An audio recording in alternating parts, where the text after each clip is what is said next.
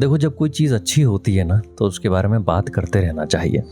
तो कल का मेरा दिन बड़ा ही शानदार रहा, क्योंकि कल मैं देख कर आया था एक प्ले जिसका नाम है गालिब इन न्यू दिल्ली। अब ये प्ले जो है वो काफ़ी वक्त से मेरी बकेट लिस्ट में शामिल था कि कभी मौका मिलेगा तो जाऊंगा, तो कल मैं होकर आया। शुरुआत में तो काफ़ी डरा हुआ था मैं, because of the obvious reasons, क्योंकि आजकल जब भी शेर व शायरी का कहीं जिक्र होता है या कहीं वो इस्तेमाल की जाती हैं, चाहे वो फिल्में हों या वेब सीरीज हो, तो तलफ़ुज़ इधर उधर हो जाता है।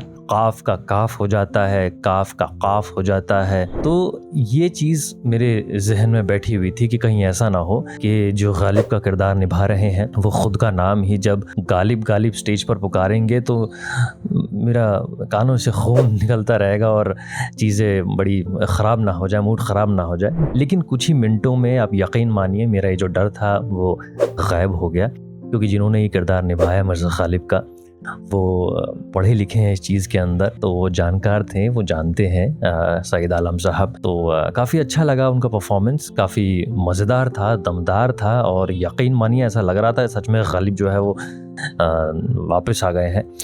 और ये एक सैटारिकल कॉमेडी प्ले है, और आप मतलब ये काफ़ी अपडेटेड प्ले है भाई। मतलब एक तो ये 25 सालों से हो रहा है, काफ़ी पुराना प्ले है, काफ़ी वक्त से होता आ रहा है। और जब कोई चीज़ काफ़ी वक्त से इस तरह से होती आ रही है और वो भी सटायर, तो जो बदलाव आते जा रहे हैं उसके हिसाब से स्क्रिप्ट में भी बदलाव आते जा गए होंगे, डेफिनेटली गए होंगे।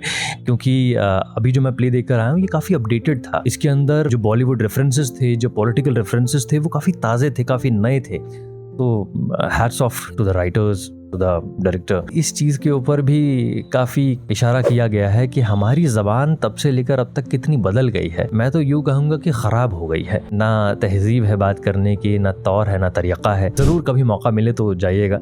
लेकिन आखिर में फिर भी दो ऐसी चीज़ थी जो मेरे जहन में बैठी रहीं, आप उसे सवाल कह लें या शिकायत कह लें। देखिए, ज़ाहिर है जब आप गालिब का प्ले देख रहे हैं तो उसके अंदर जो शेर व शायरी इस्तेमाल होनी चाहिए वो गालिब की होनी चाहिए। लेकिन जब एक वक्त आया प्ले के अंदर और एक शेर पढ़ा गया, तो मैंने कहा यार ये शेर तो गालिब का नहीं है। तो वो शेर था कि इब्तिदाए इश्क़ है रोता है क्या, आगे आगे देखिए होता है क्या।